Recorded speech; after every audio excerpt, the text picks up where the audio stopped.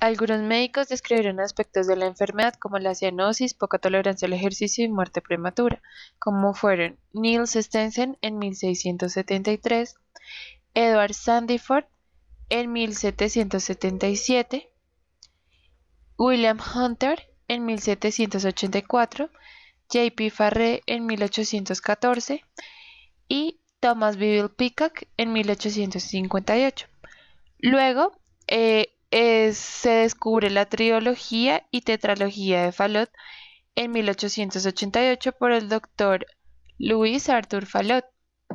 Posteriormente, en el año de 1936, Maud Abbott ilustra, además de los hallazgos patológicos característicos, la radiografía de tórax, el diagrama circulatorio y auscultatorio y el electrocardiograma de los pacientes afectados con esta enfermedad, en su obra titulada como Atlas de la enfermedad congénita cardíaca.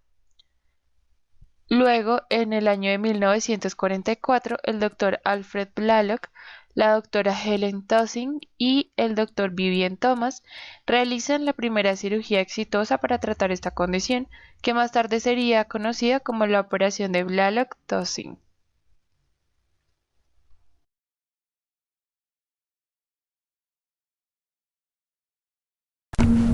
Anatomía embriológica del corazón. El corazón se forma del mesodermo lateral esplácnico a partir de dos estructuras denominadas tubos endocárdicos, uno derecho y otro izquierdo. Hacia el día 18 y 19 de gestación, estos dos tubos endocárdicos se fusionan para después en el día 21 formar otro grupo de estructuras que se conocen como el bulbo cardíaco, los ventrículos primitivos, las aurículas primitivas, los senos venosos y el tronco arterioso. Cada una de las nuevas partes de esta configuración realizará distintos movimientos de rotación o superposición que permitirán finalmente en el transcurso de los próximos días la formación de las estructuras finales del corazón: ventrículos, aurículas, troncos arteriales y venosos.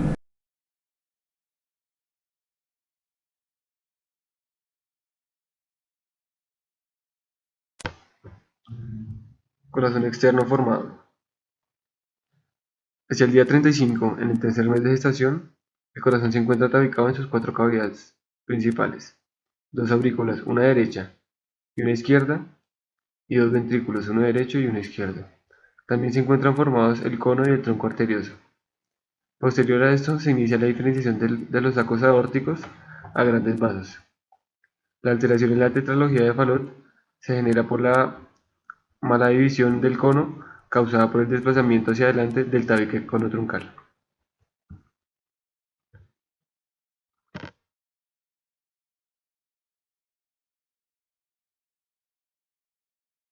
La tetralogía de Fallot se caracteriza por la desviación antero-superior del septo interventricular. Esto ocurre durante la quinta semana de desarrollo, donde se empieza la formación y diferenciación de los tabiques del septo interventricular y del cono arterial. Asimismo, ocurre el cierre del agujero interventricular. En la patología, a nivel del cono arterial, se produce una mala visión del mismo debido a una disposición anormal del septo conal. A nivel del septo interventricular, debido a su disposición hacia anterior y superior, se genera una mala fusión de este con el septo conal, produciendo alteraciones en su porción membranosa. De allí se van a desencadenar las cuatro alteraciones características de la tetralogía. La primera de ellas, la estenosis infundibular pulmonar, se caracteriza por un defecto al momento de la formación de las válvulas semilunares. Estas permanecen fusionadas por una distancia variable, generando un estrechamiento del tronco de la arteria pulmonar debido a la disminución de la luz de la arteria producido por la mala división del cono arterioso. La comunicación interventricular se debe a la desviación del septo interventricular, afectando principalmente su porción membranosa. No se produce el cierre total del septo, dejando una abertura a nivel de las válvulas semilunar y tricúspide, permitiendo el paso de sangre del ventrículo derecho al ventrículo izquierdo. La hipertrofia ventricular derecha resulta de la obstrucción del tracto de salida del ventrículo derecho. Por esto se necesita una mayor fuerza de bombeo, lo que genera un engrosamiento del miocardio. Finalmente, el cabalgamiento aórtico se caracteriza por un mal alineamiento entre el septo infundibular y el septo membranoso. El tabique conotruncal no sigue su curso normal en espiral, sino que sigue recto hacia abajo, Debido a esto, la aorta emerge por encima del defecto septal entre el ventrículo derecho y el ventrículo izquierdo.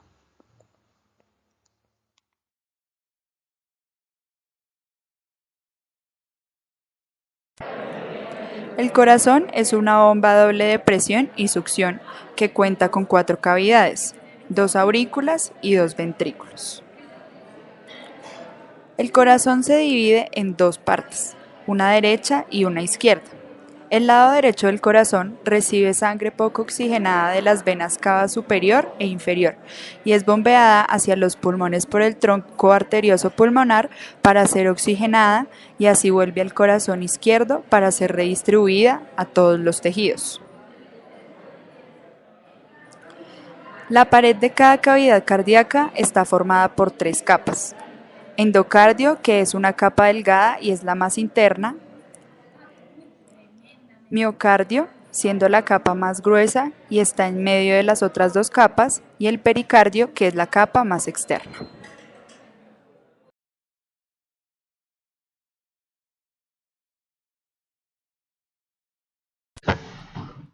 Cabalgamiento aórtico. Consiste en una anteposición aórtica y en una rotación antihoraria del origen de la aorta, la cual lleva a la tercera valva no coronaria más a la derecha y más adelante de lo normal. Esto genera que la valva mitral anterior se encuentre más en continuidad con la valva aórtica izquierda que con la valva no coronaria. Un hecho importante es que el anillo aórtico sigue en continuidad fibrosa con la valva anterior mitral, contrariamente a lo que se observa en el ventrículo derecho de doble salida. La aorta ascendente está generalmente dilatada y su calibre aumenta con la edad, lo que a largo plazo crea una insuficiencia aórtica por dilatación del anillo. En algunos casos, la orientación de la aorta puede ser contraria a lo normal.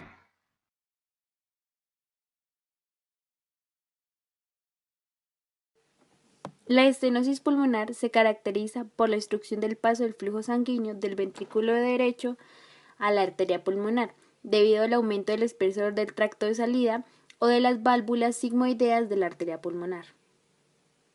La estenosis pulmonar puede que afecte a otras estructuras del corazón, como lo son el infundíbulo, las válvulas, el anillo pulmonar, el tronco arterial y las ramas pulmonares.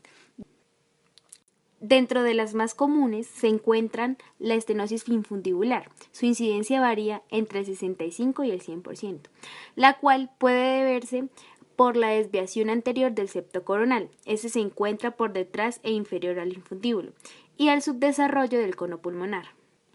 La estenosis valvular pulmonar se caracteriza por el engrosamiento de las valvas o pétalos impidiendo la apertura de estas, produciéndose una estrechez en el sitio donde la sangre pasa del ventrículo derecho a la arteria pulmonar.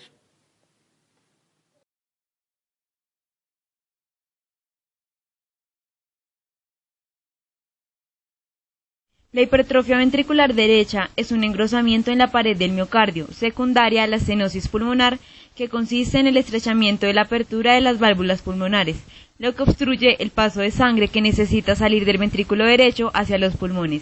Esto lo que genera es que el miocardio se sobrecargue y se tenga que forzar para ejercer una mayor contracción y así tratar de vencer el angosto espacio por donde debe pasar la sangre. Recordemos que la hipertrofia ventricular no es un mecanismo que pueda ponerse en marcha sin consecuencias negativas para el corazón. Las 2 más importantes son, primero, un aumento del componente de fibras colágenas del miocardio, las cuales puede alterar sus propiedades diastólicas, de forma que la curva presión-volumen durante la diástole se modifique para conseguir igual volumen telediastólico, así aumentando la presión de llenado superior. Segundo, un incremento insuficiente de la vasculatura coronaria que conduce a una reducción de la reserva coronaria, puesto que no se produce un incremento paralelo entre el número de capilares y el tamaño de los miocitos, la densidad de los capilares disminuye. Además, lo hace la reserva coronaria, que quiere decir que es la capacidad de incrementar el flujo coronario basal.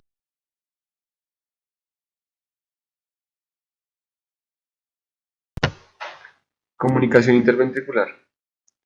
Es la cardiopatía congénita más frecuente, caracterizada por el cierre incompleto del tabique interventricular, que es la pared que se encuentra ubicada entre los 2 ventrículos. Esta alteración permite la comunicación libre entre ambos ventrículos. Puede ubicarse en la porción membranosa o muscular del tabique interventricular. Cuando la alteración es a nivel muscular, el defecto se va cerrando a medida que el niño crece. Pero cuando el daño es en la porción membranosa es más grave, ya que dependiendo del calibre de la apertura, la cantidad de sangre transportada por la arteria pulmonar puede ser superior a la transportada por la aorta.